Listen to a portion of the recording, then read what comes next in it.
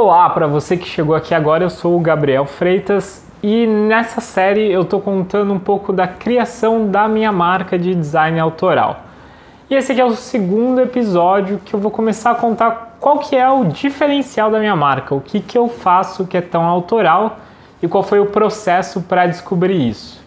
E eu vou começar aqui por esse primeiro vídeo, que é uma primeira parte, que sou eu trabalhando para outros designers autorais e o que foi me influenciando ali dentro de cada um desses trabalhos.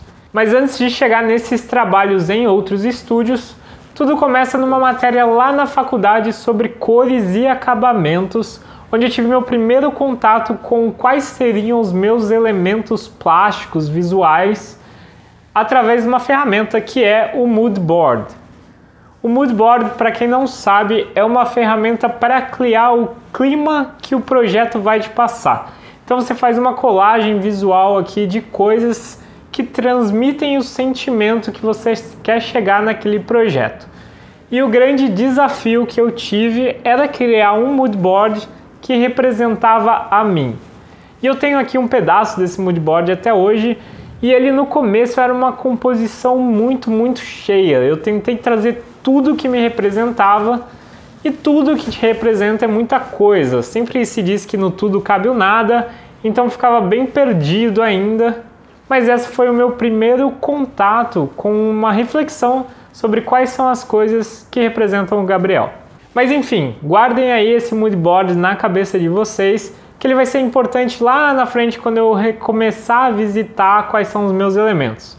Antes de tudo, eu precisava ter uma experiência profissional e eu trabalhei com designers autorais desde o começo da minha carreira.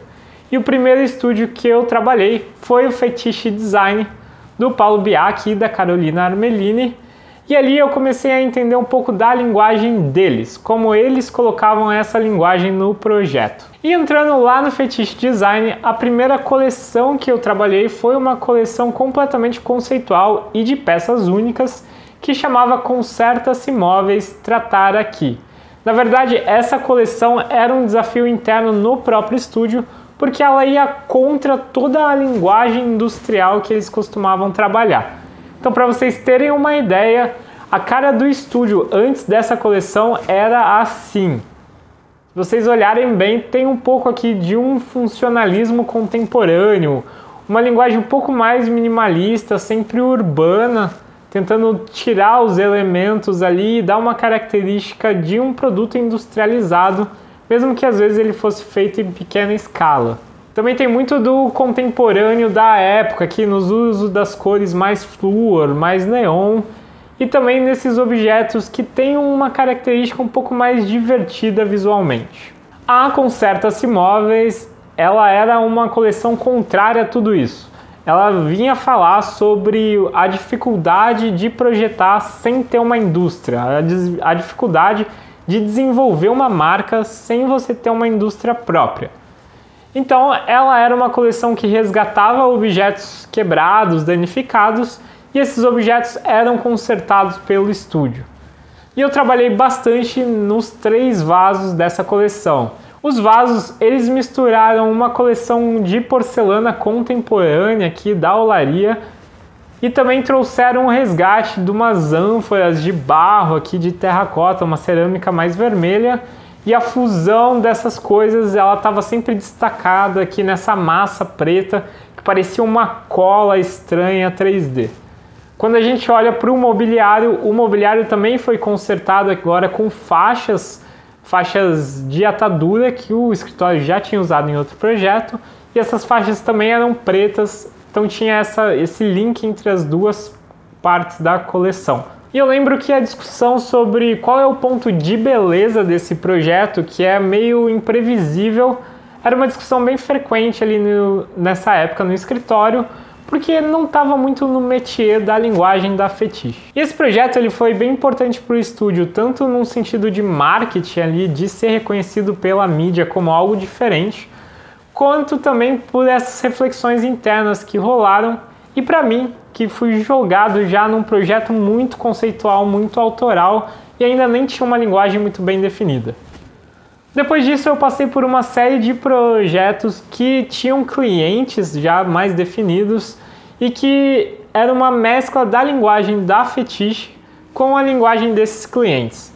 Então por um bastante período de tempo eu discutia muito o design contemporâneo ali com o Paulo e com a Carol e entendendo quais eram os elementos ali de linguagem do estúdio. Eles sempre me orientaram a chegar na linguagem que eles buscavam, como a linguagem do escritório, né? E como colar o que já tinha de história dos clientes. Por exemplo, a Schuster, que trabalha com madeira, uma madeira mais escura, mais pesada, e como trazer aquelas características lá mais urbanas, mais divertidas do escritório para o mobiliário proposto para esse cliente. E passando um pouco aqui pelos projetos que eu trabalhei lá no escritório, então trabalhei com a Schuster, com a Artesian, com a Tokstok. A gente vai começar a entender aqui uma coisa que vai refletir na minha linguagem lá na frente, que é o que seria esse urbano em um mobiliário. Se a gente pensar um contraste bem extremo aqui, um mobiliário rústico, de madeira de demolição, tem mais a ver com uma pegada rural, agrária, de fazenda, e um mobiliário aqui mais trabalhado com metal, com umas espessuras mais finas, com um acabamento polido, ele vai indicar mais essa característica urbana.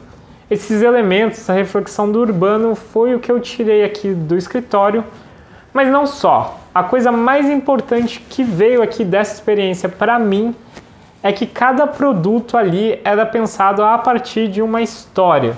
Não uma história tipo da Chapeuzinho Vermelho, assim, mas uma história que aquele produto pudesse contar. Então, por exemplo, para a Tokstok, a gente fez essa luminária que ela tinha um conceito bem lúdico de ser um lampião, uma luz guia, um farolete. E aí a forma, ela é uma forma bem geometrizada, quase minimalista, mas a silhueta desse objeto, o jeito como a luz acende, a tecnologia, eles mostram, fazem referência a esse lampião, a essa coisa da iluminação. Bem, passado essa minha primeira experiência ali de design autoral, a gente vai para a segunda, onde eu trabalhei com o Marcelo Rosenbaum e o Paulo e a Carol novamente. Aqui é uma tríplice de design autoral funcionando junto com os clientes.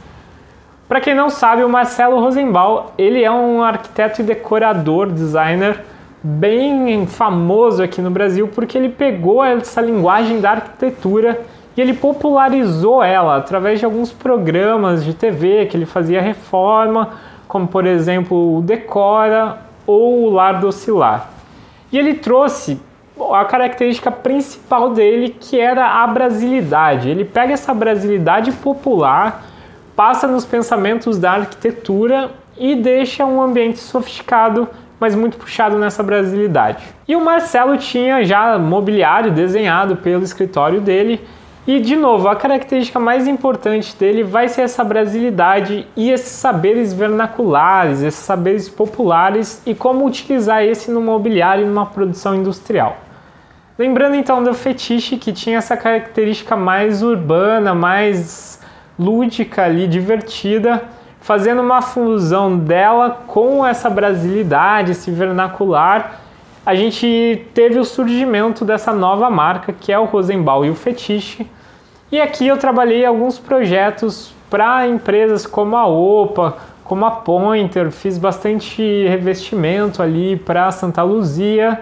E se a gente olhar aqui para os produtos mais específicos, a gente vai ver a reflexão desses temas que os escritórios trabalhavam e da personalidade de cada um desses designers. Então, por exemplo, aqui nessa coleção da Pointer, a gente desenhou uma modulação de azulejo inspirada nos azulejos modernistas lá de Brasília, mas já numa linguagem popular ali, mais acessível, mais fácil de compor do que um ladrilho pequenininho, 15 por 15. Traz essa história do Brasil e essa coisa meio lúdica de você poder fazer composições diferentes com o mesmo tipo de coleção de azulejo. E aí, mudando um pouquinho de escala, aqui a gente desenhou lá essa embalagem da L'Occitane, que é uma embalagem de alta tiragem, e a gente olhou lá para o modo de embrulhar que os nativos brasileiros tinham. Então, embrulhar a coisa na folha de banana e amarrar essas amarrações, quais são as formas. E nessa embalagem a gente fez alusão tanto a essa folha quanto a essa gota. Então tem essa sofisticação formal, meio urbana, mas essa característica lá nativa brasileira da folha, da embalagem de folha, e foi executada num produto aqui de alta tiragem. E o que eu tirei dessa experiência mais importante que eu absorvi para o meu desenho foi pensar essa brasilidade de um jeito não caricato, não óbvio. Porque afinal de contas eu sou brasileiro, qualquer coisa que eu vou desenhar vai ser brasileira, mesmo que a minha intenção seja uma linguagem mais universal, mais urbana, mais cosmopolita.